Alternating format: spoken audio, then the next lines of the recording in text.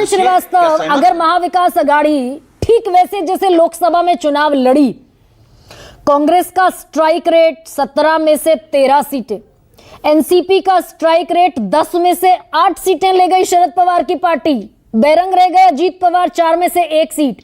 अगर ये महाविकास आघाड़ी इंडिया गठबंधन मिलकर लड़ा तो महाराष्ट्र की जमीन और ढीली होती हुई दिखेगी क्या?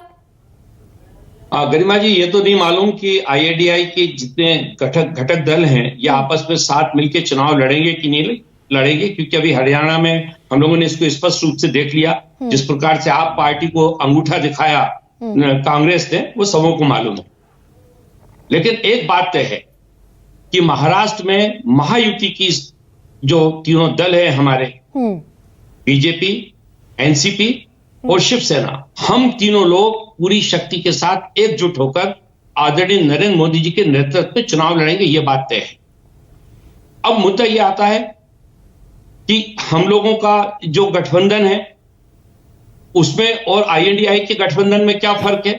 आप देखिए, अभी मैं सुन रहा था आईएनडीआई के साथियों को पूरी तौर से अहंकार में डूबी हुई चर्चा हो रही है। एक दूसरे के अस्तित्व को नकार भी रहे हैं और फिर बाद में कहते हैं कि साथ साथ लड़ेंगे। तो एक संदेश पहला तो संदेश ये दे रहा है अपना अहंकार से भरा हुआ कि हम लड़ेंगे। संजय राउत जी को सुन लीजिए, जिस प्रकार से उन्होंने अपना बयान दिया है कि वो तो लगातार ऐसा बयान ही देते हैं जिससे द्वंद्व बना रहे, झगड़ा होता रहे और एक दूसरे पे आरोप लगते रहे, उनकी आदत है। लेकिन फिर भी महायुति की जो हमारा जो गठबंधन है ये पूरी तौर से एकजुट है, क्योंकि एनडीए के अंदर जो सबसे अच्छी बात है कि वहां पर भारतीय जनता पार्टी सबसे बड़ा दल होने के उपरांत भी वो अपने छोटे से छोटे दलों के साथ भी संवाद करते हैं, उनके सम्मान के प्रति वो संवेदनशील रहते हैं और उनके हक के प्रति भी वो हमेशा एक सकारात्मक सोच रखते हैं। तो यहाँ अहंकार है बृजमोहन जी, सुनिए, यहाँ पर अहंकार है। इंडिया गठबंधन में संजय राउत अहंकार की जबान बोल रहे हैं। वो जो तानाजी सावंत उल्टियां करते फिरते हैं, कैबिनेट में बैठ नहीं सकते अजीत पवार के साथ, उसके पीछे एक राजनीतिक कारण है। और वो जो नालायक मंत्रालय है अजीत पवार का, वित्त मंत्रालय, सबसे नालायक मंत्रालय, ये अहंकार की जबान नहीं है महायुति में। 55 सीटें मांग रहे हैं अजीत पवार, महीना भर हो गया, 1.5 महीना मांगते मांगते अभी कोई क्लैरिटी नहीं है। नहीं गरिमा जी, अभी कोई सीटों का बंटवारे की बात नहीं हुई है।